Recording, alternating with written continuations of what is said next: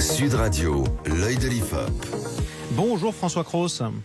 Bonjour. Directeur du pôle politique de l'IFOP. Est-ce que l'inflation va peser sur les fêtes de Noël? Est-ce que les Français vont faire moins de cadeaux de Noël à leurs proches dans la mesure où les cadeaux de Noël coûtent de plus en plus cher? C'est la question que vous vous êtes posée avec cette étude de l'IFOP. La réponse, c'est oui, il y aura beaucoup moins de cadeaux. Alors, il y aura surtout des Français qui vont offrir des cadeaux à moins de monde.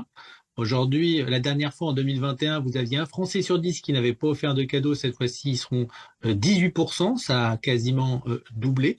Et c'est surtout entre conjoints qu'on se fera moins de cadeaux. La dernière fois, vous aviez 2 personnes sur 3 en couple qui avaient fait un cadeau à leur partenaire. Maintenant, elles ne sont plus que 57%. Et puis, au-delà du nombre de personnes à qui on l'offre, on a aussi une baisse en termes de valeur des cadeaux. Vous avez les 2 tiers des Français qui disent qu'ils vont acheter des cadeaux moins chers. C'est 8 points de plus que l'an dernier. Et ce qui est considérable. Donc, c'est une première indication sur le fait que manifestement, l'inflation est en train de gâcher les fêtes, François? Alors, gâché, pas pour tout le monde. Les plus impactés, c'est d'abord les personnes qui ont les revenus les plus modestes au sein du foyer ou par individu. Et puis, c'est aussi, on a cette variable intéressante, ceux qui sont les plus impactés actuellement par la hausse des prix de l'énergie sur leur niveau de vie. Plus cet impact est important, plus bien sûr on va avoir une rétractation du budget festivité au sens large, que ce soit pour le réveillon, repas, cadeaux, etc., mais aussi les loisirs, le théâtre ou les vacances. Alors ce qui est drôle, c'est qu'on constate que 78% des Français ont l'intention de faire des cadeaux à un ou plusieurs membres de leur famille et qu'on fait plus volontiers des cadeaux à des membres de sa famille qu'à son partenaire en couple. Ça tient tout simplement au fait que souvent ce sont des parents et qu'ils préfèrent privilégier des enfants pour qui les cadeaux c'est essentiel plutôt que se faire des cadeaux entre eux, entre adultes, où ils considèrent qu'ils peuvent faire autre chose de leur argent à ce moment-là. Donc bien sûr qu'on a tendance à sacrifier le partenaire sur les enfants. Alors, on a par ailleurs des Français, dans ceux qui vont offrir des cadeaux à Noël, qui vont quand même faire des économies, c'est-à-dire que le budget sera moins important, soit en termes de nombre de cadeaux, soit en termes de prix du cadeau. Oui, c'est ce que je vous disais là tout à l'heure sur le fait que vous avez les 2 tiers des Français qui vont acheter moins de cadeaux. Mais comme vous le disiez bien, le budget moyen cadeau, il devrait baisser d'environ 5%.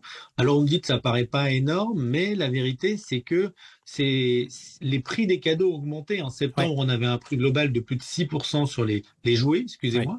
Donc il n'y a pas que des jouets, mais ça peut peser. Et donc même si on en offre moins, vu que beaucoup sont plus chers, bien sûr qu'on se retrouve avec un budget qui reste quand même relativement conséquent. Alors c'est quoi maintenant le budget moyen prévisionnel, j'entends, par Français pour les cadeaux de Noël?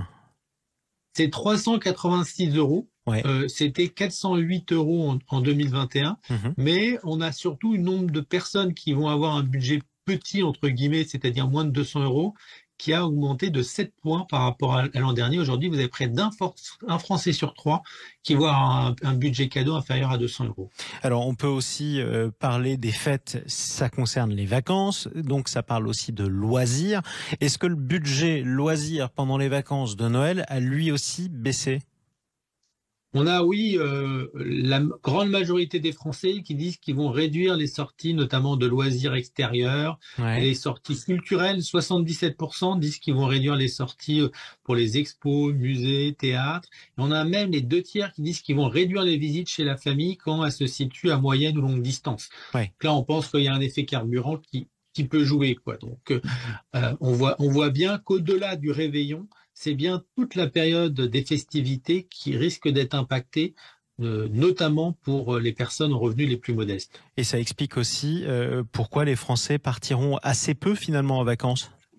Alors, on a une baisse, je dirais plutôt un tassement, mais on a le sentiment que voilà, pour les vacances, les riches ne connaissent pas la crise. C'est-à-dire que on a finalement un taux très similaire, légèrement inférieur à celui observé avant la crise sanitaire. En 2019, on était à 24%, là on est à 22%. Donc ça baisse en effet un petit peu, mais globalement, les cadres, des personnes ayant des hauts revenus, les franciliens notamment, continueront à partir dans des proportions très similaires. Donc on voit bien que cette crise il y a certains types de Français qui sont relativement épargnés. Exactement, malgré tout, c'est 1 Français sur 5, à peu près, un tout petit peu plus, qui partira en vacances pendant les fêtes de Noël, pendant les vacances de Noël. Merci beaucoup François Cros, directeur Merci. du pôle politique de l'IFOP.